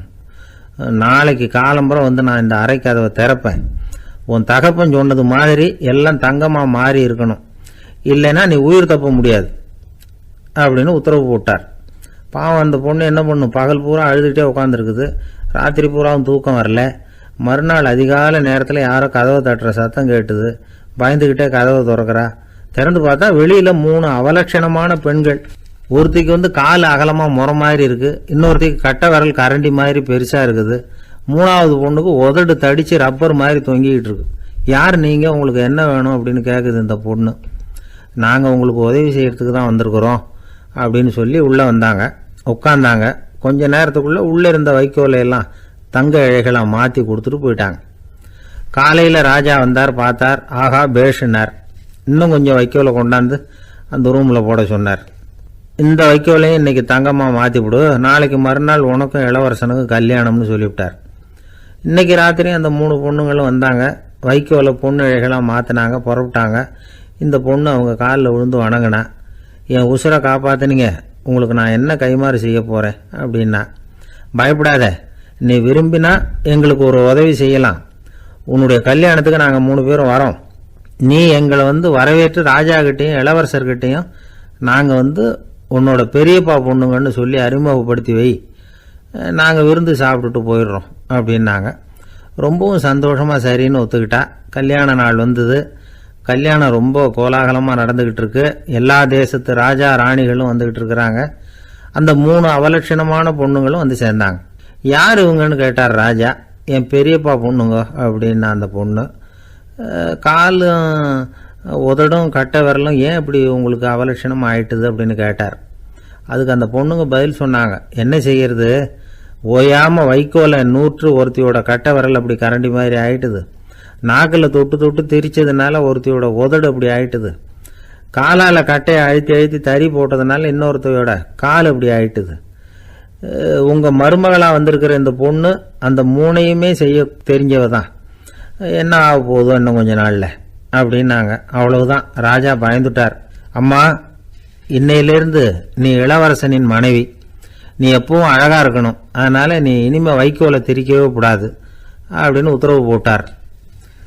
அவளை இக்கட்டான சூழ்நிலையிலிருந்து காப்பாற்றின அந்த 3 பொண்ணுங்களும் சந்தோஷமாக திரும்பி போயிட்டாங்களாம். சுவாமி சின்மயானந்தர் இந்த கதையை சொல்லியிருக்கிறார். தன்னலம் மறந்து சுயலாபத்தை தியாகம் செய்கிறது வைக்கோல்ல இருந்து தங்க இழையை நூக்கிறது மாதிரி அப்படிங்கிறார் அவர். அது இருக்கட்டும், இப்போ நம்ம கதைக்கு வருவோம். ஒரு ராஜா தன்னோட மகனுக்கு சுயவரம் நடத்தினார். எல்லா தேசத்திலிருந்தும் ராஜகுமாரர்கள் வந்திருந்தாங்க. ராஜகுமாரியை கல்யாணம் பண்ணிக்கலாம்ங்கிற ஆசையில் சுயம்பர மண்டபத்திலேருந்து எல்லா ராஜகுமாரர்களும் அலறி அடிச்சுக்கிட்டு வெளியில் ஓடி வந்துகிட்டு இருக்கிறாங்களாம். ஏன் இப்படி எல்லாரும் மிரண்டு போய் ஓடி வர்றாங்கன்னு கேட்டார் ஒருத்தர். அதுக்கு இன்னொருத்தர் விவரம் சொன்னார். ராஜகுமாரியை இன்னைக்கு தான் அவங்க நேரில் பார்த்தாங்களாம், அதுதான் அப்படி ஓடி வந்துகிட்டு இருக்கிறாங்க அப்படின்னார். காசி மாநகரத்தை பிரம்மதத்தன் அப்படிங்கிற ராஜா ஆட்சி பண்ணிட்டு வந்தார். அவர் ஒவ்வொரு வருஷமும் ஒரு திருவிழா நடத்துறது வழக்கம். எல்லா தேசத்திலிருந்தும் எல்லா வகையான ஜனங்களும் அதில் கலந்துக்குவாங்க. ஒரு சமயம் அது மாதிரி விழா நடந்துக்கிட்டு இருந்தது. வைகுண்டத்திலிருந்து தேவலோகத்திலிருந்து நிறைய தேவகுமாரர்கள்லாம் காசி நகருக்கு அப்போது வந்திருந்தாங்க. அதில் முக்கியமாக ஒரு 4 தேவகுமாரர்கள். அந்த 4 பேரையும் சுற்றி ஏகப்பட்ட கூட்டம். அப்படி என்ன விசேஷம் அவங்கக்கிட்ட அப்படின்னா, மற்றவங்களை விட அவங்க முகம் அழகாக இருந்ததா அப்படி பார்த்தா அப்படியும் இல்லை. அவங்க அணிஞ்சிருந்த மலர் மாலைகள் தான் அதுக்கு காரணமாக. அந்த மலர்கள்லேருந்து அப்படி ஒரு அபூர்வமான நறுமணம். இதுக்கு முன்னாடி இப்படி ஒரு நறுமணத்தை அந்த ஊர் ஜனங்க அனுபவிச்சதே இல்லை. அதுதான் அந்த 4 பேரையும் சுற்றி கூட்டம். எல்லாரும் கேள்வி கேட்க ஆரம்பித்தாங்க. உடனே அந்த 4 தேவகுமாரர்களும் எல்லாருக்கும் தெரியும்படியாக வானத்தில் எழும்பி கொஞ்சம் உயரமாக நின்றுக்கிட்டாங்க. கீழே நின்றுக்கிட்டு இருந்த அரசன்லேருந்து ஆண்டி வரைக்கும் ஒருத்தர் பாக்கி இல்லாமல் ஒரே குரலில் எல்லாரும் அவங்கள பார்த்து, எங்களுக்கும் இது மாதிரி மாலையை போட்டுக்கணும்னு ஆசையாக இருக்குது, அதுக்கு நீங்கள் தான் அருள் பண்ணணும் அப்படின்னு கேட்டுக்கிட்டாங்க. மாலை போட்டுக்கிறதுனா எல்லாருக்கும் ஆசையாக தானே இருக்கும். அந்த 4 தேவகுமாரர்களில் ஒருத்தர் புத்தர் பிரான். அவர் சொன்னார், பூலோகவாசிகளே, நான் சொல்கிறத கொஞ்சம் பொறுமையாக கேளுங்க. கக்காரு அப்படிங்கிற கற்பக விருஷத்தின் மலர்களால் தொடுக்கப்பட்டது இந்த மாலை. இதுக்கு நிறைய சக்தி உண்டு. எந்த காலமும் இது வாடாது, வாசனையும் குறையாது. ஆனால் இதை அணிந்து கொள்றதுக்கு சில தகுதிகள் தேவை அப்படின்னார். என்ன தகுதி அது சொல்லுங்களேன் அப்படின்னு ஏக காலத்தில் எல்லாரும் சத்தம் போட்டாங்க. தீய இயல்புகள் உள்ளவங்க, இழிந்த சிந்தனை இழிந்த செயல் உள்ளவங்க இந்த மாலையை அணிய முடியாது அப்படின்னார். அவ்வளோதான். கூட்டத்தில் சத்தம் போட்டவங்கள்லாம் மெதுவாக அப்படி அடங்க ஆரம்பிச்சிட்டாங்க. இன்னொரு தேவகுமாரன் சொன்னார், அடுத்தவங்க பொருளை அபகரிக்காதவன், அடுத்தவங்களுக்கு கெடுதல் பண்ணக்கூடிய பொய் பேசாதவன், பேராசையினால் கெட்ட வழியில் பொருள் ஈட்ட நினைக்காதவன் இந்த மாலையை போட்டுக்கலாம் அப்படின்னார். கூட்டத்திலிருந்து யாரும் முன்னுக்கு வரல. ஒரே ஒரு ராஜகுரு மட்டும் கொஞ்சம் முன்னாடி வந்தார். பெரியவர், படித்தவர். அவர், எனக்கு தகுதி இருக்குது அந்த மாலையை போட்டுக்கிறதுக்கு அப்படின்னார். வேற ஒன்றும் இல்லை, பொய் சொல்லியாவது அந்த மாலையை வாங்கிக்குவோமே அப்படின்னு முடிவு பண்ணிட்டார் அவர். அவ்வளோதான், மாலையை வாங்கிட்டார். அடுத்த தேவகுமாரன் பேசினார். யாருக்கு திடமான அறிவும் மனமும் இருக்குதோ, யாருக்கு நல்ல காரியங்களில் அசையாத ஈடுபாடு இருக்குதோ, நல்ல அரிய பொருள்களை தனியாக தான் மட்டும் அனுபவிக்க விரும்பாதவர் யாரோ அவர் முன்னாடி வந்து இந்த மாலையை வாங்கிக்கலாம் அப்படின்னார். அந்த தகுதியும் எனக்கு இருக்குன்னார் ராஜகுரு. மாலையை வாங்கி போட்டுக்கிட்டார். இன்னொரு ராஜகுமாரன் பேச ஆரம்பித்தார். அறநெறியில் செல்வம் சேர்க்கணும், ஆடம்பர பொருள்களுக்கு அடிமையாகக்கூடாது, வெற்றி அடைஞ்சாலும் கர்வம் வரக்கூடாது, அப்படிப்பட்டவங்க இந்த மாலையை போட்டுக்கலாம்னார். துணிஞ்சு போய் சொல்லி அதையும் வாங்கி கழுத்தில் போட்டுக்கிட்டார் இந்த ராஜகுரு. இன்னொரு ராஜகுமாரன் சொன்னார், சான்றோர்களை நிந்திக்காதவங்க, புறம் பேசாதவங்க இந்த மாலையை போட்டுக்கலாம்னார். அதையும் வாங்கி போட்டுக்கிட்டார். திருவிழா முடிஞ்சுது, எல்லாரும் திரும்பி போயிட்டாங்க. மறுநாள் ராஜகுரு 4 மாலைகளையும் போட்டுக்கிட்டு ராஜசபைக்கு வரார். வந்தவர் ரொம்ப அவஸ்தையோடு வர்றார். மாலையெல்லாம் வாடி போயிட்டுது, வாசனை எதுவும் கிடையாது. அது மட்டும் இல்லை, அவருக்கு கடுமையான தலைவலி வேற வந்துட்டுது. துடிச்சு போயிட்டார். மாலையை கழட்டவும் முடியல. ஜனங்கள்லாம் அவரை பார்த்து சிரிக்க ஆரம்பிச்சிட்டாங்க. என்னத்துக்கு ஆசைப்படணும், ஏன் இப்படி கஷ்டப்படணும் அப்படின்னு. ராஜா பார்த்தார். மறுபடியும் விழாவுக்கு ஏற்பாடு பண்ணினார். தேவகுமாரர்கள்லாம் வந்தாங்க. ராஜகுரு வந்தார். மக்கள் முன்னிலையில் அவங்க காலில் விழுந்தார், மன்னிப்பு கேட்டுக்கிட்டார். இந்த மாலையை போட்டுக்கிற தகுதி எனக்கு இல்லை. தகுதி இல்லாத ஒருத்தன் தகாத தகுதியை பொய் மூலம் பெறணும்னு ஆசைப்படுறாங்களே, அவங்களுக்கெல்லாம் என்னுடைய தண்டனை ஒரு எச்சரிக்கையாக இருக்கட்டும்னார். அதுக்கப்புறம் தேவகுமாரர்கள் அவர் கழுத்தில் இருக்கிற மாலையை கழட்டினாங்களாம். அந்த மாலைகளும் பழையபடி மனம் கொடுக்க ஆரம்பிச்சுட்டு தான். இதுலேருந்து நாம் தெரிஞ்சுக்க வேண்டியது என்னென்னா, நமக்கு தகுதி இல்லாத ஒரு கௌரவம் நம்மக்கிட்ட தானாக வந்தால் கூட அதை வந்து தவிர்த்து விடுறது தான் நல்லது. அதுதான் புத்திசாலித்தனம். ஒருத்தர் வந்தார். சார், எங்கள் இலக்கிய மன்ற விழாவுக்கு நீங்கள் வந்து தலைமை தாங்கணும்னார். உடனே இவர் சொன்னார், பேச்சாளர், சார், இலக்கியத்தை பற்றி பேசுகிற தகுதி எனக்கு இல்லையே அப்படின்னார். உடனே அவர் கூப்பிட வந்தவர் சொன்னார், அந்த தகுதி உங்களுக்கு இல்லைங்கிறது எங்களுக்கும் தெரியும் சார், அதனால தான் உங்களை தலைமை தாங்க கூப்பிடுறேன் அப்படின்னார். அது சரி, தலைமைன்னா அதுக்கு இவர் என்னதான் அர்த்தம் பண்ணுறாருன்னு தெரியல. ஒரு பெரிய பியானோ கலைஞர் வியன்னாவில் இருந்தார். ரொம்ப புகழ்பெற்ற இசை கலைஞர் அவர். இங்கிலாந்து மகாராணி விக்டோரியா அவருடைய சங்கீதத்தை கேட்கணும்னு ஆசைப்பட்டாங்க. அவரை அரண்மனைக்கு கூப்பிட்டாங்களாம். பியானோ வாசிக்க சொல்லி கேட்டாங்களாம். இவரும் ரொம்ப பிரமாதமாக வாய்ச்சி காட்டியிருக்கார். உடனே பாராட்டி பரிசுகள்லாம் கொடுத்து அனுப்புனாங்களாம். அந்த இசையை கேட்கறதுல அரசிக்கு ரொம்பவும் ஆர்வம் உண்டு. அதனால் அதுக்கப்புறமும் அந்த கலைஞர் அடிக்கடி அரண்மனைக்கு வர வேண்டிய அவசியம் ஏற்பட்டது. ஏன்னா அரசி கூப்பிட ஆரம்பித்தாங்க. இவர் போகணும், அங்கே இசை நிகழ்ச்சி நடத்தணும். இவர் அங்கே பாடி வாசிக்கிறது உண்டு. ஒரு தடவை வந்து மகாராணி அவரை பார்த்து, உங்கள் நாட்டு தேசிய கீதம் பாடுங்களேன் அப்படின்னு கேட்டாங்களாம். உடனே அவர் தன்னுடைய நாடான ஆஸ்திரியாவின் தேசிய கீதத்தை பாடியிருக்கிறார். அவர் பாட ஆரம்பித்த உடனே மகாராணி எழுந்திரிச்சு நின்னாங்களாம். அதுக்கு மரியாதை செலுத்துகிற நோக்கத்தோடு பாட்டு முடிகிற வரைக்கும் அப்படியே நின்றுக்கிட்டு இருந்தாங்களாம். இதுதான் அந்த அரசியினுடைய பெருந்தன்மை. அதாவது நாட்டுப்பற்றுங்கிறது அந்த அளவுக்கு அப்படி இருக்கணும். இப்படி ஒரு அரசியே நம்ம நாட்டு தேசிய கீதத்துக்கு எழுந்திரிச்சு நின்று மரியாதை செலுத்துகிறாங்க அப்படிங்கிறத புரிஞ்சுக்கும் பொழுது அந்த முதிய கலைஞரின் மகிழ்ச்சிக்கு அளவே இல்லையாம். அதுக்கப்புறம் அந்த பியானோ கலைஞர் ஒரு நாள் தன்னுடைய நண்பர் ஒருத்தர்கிட்ட பேசிக்கிட்டு இருந்தாராம். அப்போ சொன்னாராம், மகாராணியார் வந்து எனக்கு எவ்வளவோ பரிசுகள்லாம் கொடுத்துருக்குறாங்க. ஒரு தடவை எனக்கு வைரக்கல் பதித்த அணி ஒன்றை கூட பரிசாக கொடுத்தாங்க. ஆனால் அதை விட உயர்ந்த விலை மதிக்க முடியாத அணி என்ன தெரியுமா? நான் என்னுடைய நாட்டு தேசிய கீதத்தை நான் பாடுறப்போ அவங்க எழுந்திரிச்சு நின்று மரியாதை செலுத்தினாங்களே, அதுதான் எனக்கு கிடைச்ச மிகப்பெரிய பரிசு அப்படின்னாராம். எனக்கு தெரிஞ்ச சங்கீத வித்வான் ஒருத்தர் இருக்கார். சமீபத்தில் ஒரு நாள் அவரை பார்த்தேன். எப்படி போயிட்டுருக்கு உங்கள் தொழில் அப்படின்னு கேட்டேன். ரொம்பவும் வித்தியாசமாக போயிட்டுருக்குங்க அப்படின்னார். என்ன சொல்கிறீங்க அப்படின்னேன். முன்னாடியெல்லாம் நான் பாடினா எதிரில் இருக்கிறவங்க தான் எழுந்திரிச்சு போயிட்டு இருந்தாங்க. இப்போ எப்படின்னா நான் பாட ஆரம்பிச்சுட்டா உடனே பக்கவாத்தியக்காரனே எழுந்திரிச்சு போயிடுறான் அப்படின்னார் ரொம்ப வேதனையோட. என்னை விட யோகியம் இந்த உலகத்தில் வேற யாரும் இல்லை சார் அப்படின்னார் ஒருத்தர். அவரை விட அயோக்கியன் வேற யாரும் இருக்க முடியாதுங்கிற முடிவுக்கு கேட்டவங்க வந்துட்டாங்களாம். மனுஷனுக்கு இருக்கிற ஒரு மிகப்பெரிய குறையே தன்கிட்ட இருக்கிற குறை அவனுக்கு தெரியாமல் போகிறது தான். ஆனால் அடுத்தவங்ககிட்ட இருக்கிற குறை இவனுக்கு தெளிவாக தெரிஞ்சிடும். ஒரு ஒட்டகம் ஒரு கொக்கை பார்த்து ஒரு கேள்வி கேட்டுதான். என்ன கேள்வி தெரியுமா? உன் கழுத்து ஏன் இப்படி வளைஞ்சி போயிருக்குது அப்படின்னு கேட்டிருக்கு. இதுக்கு உடம்பே வளைச்சல். இது போய் கொக்கை கிண்டல் பண்ணுது. இன்னைக்கு மனித சுபாவமும் கிட்டத்தட்ட இப்படி தான் இருக்குது. இந்த உலகத்தில் குறையில்லாத மனிதர்கள் யாரும் கிடையாது, நாம் உள்பட அப்படிங்கிறத முதல்ல நாம் நல்லா புரிஞ்சுக்கணும். ஒரு ஊரில் ஒரு விற்பனை நிலையம் இருந்தது. செல்ல பிராணிகளை விற்பனை செய்கிற நிலையம் அது. நாய், கிளி, பூனை இப்படி நிறைய வச்சு விற்பனை பண்ணிகிட்டு இருக்கிறாங்க. நாய்க்குட்டி விற்பனை செய்கிற பகுதியில் ஒரு சிறுவன் நின்றுக்கிட்டு இருந்தான். விற்பனை செய்கிற ஆளுகிட்ட விலை கேட்டுக்கிட்டு இருந்தான். அதுவும் இருக்குதே, அந்த நாய்க்குட்டி என்ன விலை அப்படின்னு கேட்டானா. 1000 ரூபா அப்படின்னாரான். சரி, அது வேணாம், இது என்ன விலைன்னு இருக்கான். 500 ரூபா அப்படின்னாரான். இந்த சின்ன பையன் கையில் வச்சுருந்தது வெறும் 50 ரூபா தான். அதனால் இதை விட குறைச்சலாக கிடைக்குமான்னு பார்த்துருக்கான். அந்த கடையில் ஒரு மூலையில் சரியாக கவனிக்கப்படாமல் ஒரு நாய்க்குட்டி படுத்து கிடந்தது. பாவமாக கத்திக்கிட்டு இருந்தது. அதை பார்த்ததுமே இவனுக்கு அது ரொம்ப பிடிச்சி போச்சு. உடனே அந்த கடைக்காரரை பார்த்து, அதுவும் அந்த மூலையில் படுத்து கிடக்குதே அந்த நாய்க்குட்டி என்ன விலை அப்படின்னு கேட்டிருக்கான். தம்பி, அது ஒரு கால் ஊனம், அதனால் அது உன்னோட குதித்து விளையாடவோ ஓடுறதோ அதால் முடியாத காரியம் அப்படின்ட்டுருக்கார் அவர். அது தெரிஞ்சுதாங்க கேட்குறேன், அதோட விலை என்ன அதை மட்டும் சொல்லுங்களேன் அப்படின்ட்டுருக்கான். தம்பி, இது கால் ஊனம் உள்ள ஒரு நாய். இதை போய் காசு கொடுத்து வாங்கிறதுக்கு யாராவது பிரியப்படுவாங்களா? இதை நான் உனக்கு இலவசமாகவே தர்றேன், எடுத்துகிட்டு போ அப்படின்னாரான். இதை கேட்டதும் அந்த சிறுவனுக்கு கோபம் வந்துட்டு தான். நீங்கள் ஒன்றும் சும்மா கொடுக்க வேணாம், இந்தாங்க 50 ரூபா, இதை வச்சுக்கிட்டு நாய்க்குட்டியை கொடுங்க அப்படின்ட்டுருக்கான். அவருக்கு ஒன்றும் புரியல, ஆச்சரியமாக இருந்தது. சரின்னு பணத்தை வாங்கிட்டு நாய்க்குட்டியை தூக்கி கொடுத்தார்.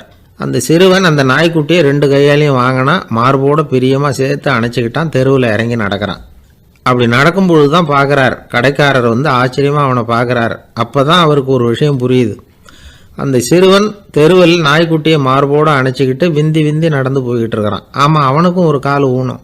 இந்த நாய்க்குட்டியை யாருமே வாங்க மாட்டாங்கன்னு நினச்சிக்கிட்டு இருந்தார். குறையுள்ள அதுக்கும் ஒரு எஜமானன் கிடச்சிட்டான். அதனால் ஊனம் ஒரு குறை இல்லை அப்படிங்கிற உண்மையை அந்த கடைக்காரர் புரிஞ்சுக்கிட்டாரான்.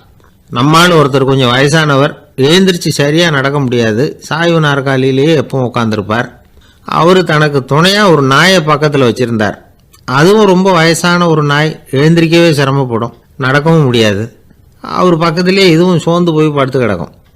அந்த பெரியவரை பார்க்க வந்த ஒருத்தர் கேட்டார், ஏங்க, ஒரு சின்ன பையனை உங்களுக்கு துணையாக வச்சுக்கப்படாதா? இந்த நாயை உங்களுக்கு பாதுகாப்பாக வச்சுருக்கிறீங்களே, உங்களுக்கு ஒரு ஆபத்துன்னா இது எப்படி உங்களுக்கு உதவ முடியும் அப்படின்னார். அப்போ அவர் சொன்னாராம், எனக்கு ஒரு ஆபத்துன்னா அந்த சமயத்தில் இந்த நாய் என்னை தனியாக விட்டுட்டு ஓடி போயிடாமல் இருக்கணும்ல, அதுக்காக தான் இதை நான் வச்சுருக்கிறேன் அப்படின்னாராம். ஒரு தடவை நாரதர் ஒரு தெரு வழியாக போய்கிட்டு இருந்தார். வழியில் ஒருத்தர் வேத சாஸ்திரம்லாம் படிச்சுக்கிட்டு உட்காந்துருந்தார். அவர் நாரதரை பார்த்து, எங்கே போயிட்டு இருக்கிறீங்கன்னு கேட்டார். கடவுளை பார்த்துட்டு வரலாம்னு போயிட்டுருக்கிறேன் அப்படின்னார் நாரதர். அப்படின்னா அவர்கிட்ட எனக்கு எப்போ முக்தி கிடைக்கும்னு கேட்டுட்டு வாங்களேன் அப்படின்னார் இவர். சரி, கேட்டு வரேன் அப்படின்னு சொல்லிவிட்டு நாரதர் நடந்தார். கொஞ்சம் தூரத்தில் ஒரு மரத்தடியில் ஒரு தொழிலாளி செருப்பு தைச்சிக்கிட்டு உட்காந்துருந்தார். அந்த ஆளும் அதே மாதிரி கேட்டுக்கிட்டார், எனக்கு எப்போ முக்தி கிடைக்கும்னு கடவுள்கிட்ட கேட்டுக்கிட்டு வாங்களேன்னார். அவர்கிட்டையும் சரின்னு சொல்லிவிட்டு நாரதர் நேராக வைகுண்டத்துக்கு வந்து சேர்ந்தார். கடவுளை பார்த்தார். இவங்க 2 பேரும் சொல்லி அனுப்பின விஷயத்தை பற்றி கேட்டார். அதுக்கு கடவுள் சொன்னார், அந்த செருப்பு தைக்கிற தொழிலாளி உடல் நீத்ததும் உடனே என்னை வந்து அடைவான். ஆனால் அந்த சாஸ்திரம் படித்த ஆள் இப்போதைக்கு என்கிட்ட வந்து சேரமாட்டான். அவன் இன்னமும் பல பிறவிகள் எடுத்து அங்கேயே இருக்க வேண்டியிருக்குது. எப்போ இங்கே வந்து சேருவான்னு எனக்கே தெரியாது அப்படின்னார். நாரதருக்கு இதோட ரகசியம் என்னங்கிறது புரியல. எனக்கு ஒன்றும் புரியலையேன்னாரான் கடவுள்கிட்ட. சீக்கிரம் புரிஞ்சுக்குவேன், நீ திரும்பி போகிறப்போ நான் இங்கே வைகுண்டத்தில் என்ன செஞ்சுக்கிட்டு இருக்கேன்னு கேட்டால், ஒரு ஊசியின் துவாரத்தில் ஒரு யானையை கோத்துக்கிட்டு இருக்கிறேன்னு அவங்கக்கிட்ட சொல்லு அப்படின்னார் கடவுள் சிரிச்சுக்கிட்டே. நாரதர் பூமிக்கு திரும்பினார். கடவுளை பார்த்தீங்களா, எப்படி இருக்கார் அப்படின்னு விசாரித்தார் வேத சாஸ்திரம் படித்தவர். ஓ பகவானா, அவர் யானையை ஊசியின் காதில் நுழைச்சிக்கிட்டு இருக்கிறார் பார்த்தேன்னார் நாரதர். ஊசி காதில் யானையா? அது எப்படி முடியும்? நீங்கள் சொல்கிறத நான் நம்ப மாட்டேன்னு விட்டார் அவர். சரி, இந்த ஆளுக்கு இறைவன் பேரில் நம்பிக்கை இல்லை அப்படிங்கிறத நாரதர் புரிஞ்சுக்கிட்டார். அடுத்தபடியாக அந்த தொழிலாளி இருந்த இடத்துக்கு போனார். இறைவனை பார்த்தீங்களான்னு கேட்டார் அவர். பார்த்தேன், ஒரு ஊசி துவாரத்தில் யானையை கோத்துக்கிட்டு இருந்தார் அப்படின்னு சொல்லிவிட்டு நாரதர் அந்த ஆள் முகத்தை கவனித்தார். அந்த தொழிலாளி இதை கேட்டுட்டு கொஞ்சம் கூட ஆச்சரியப்படலை. அவரால் முடியாத காரியம் கூட உண்டானார். என்ன இப்படி சொல்கிற, ஊசியின் துவாரத்தில் யானையை கோக்க முடியும்னு நீ நம்புறியா அப்படின்னு கேட்டார் நாரதர். நிச்சயமாக நம்புகிறேன்னார் அவர். அது எப்படி அப்படின்னு கேட்டார் இவர். இதோ பாருங்கள், நான் இந்த ஆலமரத்தடியில் தான் தினமும் உட்காந்துருக்கிறேன். தினமும் இந்த மரத்திலிருந்து எவ்வளவோ பழம் கீழே விழுது. இந்த பழத்தில் இருக்கிற ஒவ்வொரு விதையிலேயும் உள்ள ஒரு ஆலமரம் இருக்குது. ஒரு சின்ன விதைக்குள்ள ஒரு பெரிய ஆலமரம் இருக்க முடியுங்கிறப்ப ஊசி துவாரத்தில் கடவுள் வந்து யானையை நுழைய வச்சாருங்கிறத ஒத்துக்கிறதுல என்ன கஷ்டம் இருக்குது அப்படின்னு ரொம்ப சர்வசாதாரணமாக பதில் சொன்னாராம் அந்த தொழிலாளி. நாரதர் யோசனை பண்ணார், இந்த தொழிலாளி வேத சாஸ்திரங்களையெல்லாம் படிக்கலைன்னா கூட அறிவுபூர்வமாக சிந்திச்சு இறைவனை நம்புகிறான். அதனால தான் கடவுள் இந்த ஆளுக்கு சீக்கிரம் முக்தி கிடைக்கும்னு சொன்னார் அப்படிங்கிறத புரிஞ்சுக்கிட்டாராம். இந்த கதையில் வர்ற கடவுள், நாரதர், வைகுண்டம் இதெல்லாம் ஒரு பக்கம் இருக்கட்டும், ஒரு சின்ன விதைக்குள்ள ஒரு பெரிய ஆலமரம் தூங்கிக்கிட்டு இருக்கு அப்படிங்கிற உண்மை, அந்தரத்தில் 1000 கிரகங்கள் சுற்றிக்கிட்டு இருக்குங்கிற உண்மை, இதெல்லாம் வந்து நாம் பார்த்துக்கிட்டு தானே இருக்கிறோம். இந்த உண்மைகள் வந்து அதிசயமாக நமக்கு தெரியறதுனால அதை வந்து நம்பாமல் இருந்துட முடியாது. இயற்கையை பரிபூர்ணமாக நம்புங்கள், அந்த நம்பிக்கையே நம்ம வாழ்க்கைக்கு ஆதாரம் அப்படிங்கிறத விளக்கறதுக்காக தான் இந்த கதை. இந்த காலத்தில் நம்ம பிள்ளைங்களுக்கெல்லாம் இது மாதிரி நம்பிக்கை அதிகமாகவே இருக்குது. ஒரு நாள் ஒரு சின்ன பையன்கிட்ட கேட்டேன், ஏன்பா கடவுள் வந்து ஒரு பானைக்குள்ளே ஒரு யானையை நுழைய வச்சுட்டாருன்னு சொன்னால் அதை நீ நம்புவியா அப்படின்னு கேட்டோம். நம்புவேன் சார், அது ஒன்றும் பெரிய அதிசயம் இல்லைன்னா. எப்படிறான்னு கேட்டோம். எப்படின்னா அந்த பானை வந்து அந்த யானையை விட பெருசாக இருந்திருக்கும், அவ்வளவுதான் அப்படின்னு சொல்கிறான். ஒரு தீக்குச்சி தீப்பெட்டியை பார்த்து கேட்டுதான், நாம் 2 பேரும் தானே உரசிக்கிறோம், ஆனால் நான் மட்டும் தீப்பிடிச்சி எரிஞ்சு போகிறேன், நீ அப்படியே இருக்கிறியே அப்படின்னு தான். அதுக்கு தீப்பெட்டி சொல்லியிருக்குது, உனக்கு தலையில் கணம் இருக்குது அதனால் அழிஞ்சு போகிற அப்படின்னு தான். எப்படி இருக்கு பாருங்கள் இந்த பதில். தலையில் கணம் உள்ளவங்க யாருமே சரியாக இருக்க முடியாது. எவ்வளவு பெரியவங்களாக இருந்தாலும் சரி, ரொம்ப கஷ்டம்தான் அது. கர்வம்ங்கிறது கூடவே கூடாது. இதை விளக்கறதுக்கு மகான் ஒருத்தர் ஒரு சம்பவத்தை சொல்கிறார். அர்ஜுனன் வந்து தீர்த்த யாத்திரை பண்ணானா, அப்போது தென்னிந்தியாவுக்கு வந்திருக்கிறான். ராமேஸ்வரத்துக்கு போனப்போ அங்கே இலங்கைக்கு கல்லுலாம் அடுக்கி போடப்பட்டிருந்த பாலத்தை பார்த்தானா. ஒரு சின்ன குரங்கு அதுக்கு பக்கத்தில் விளையாடிக்கிட்டு இருந்திருக்கு. அதை பார்த்துட்டு அர்ஜுனன் சிரிச்சிருக்கான்.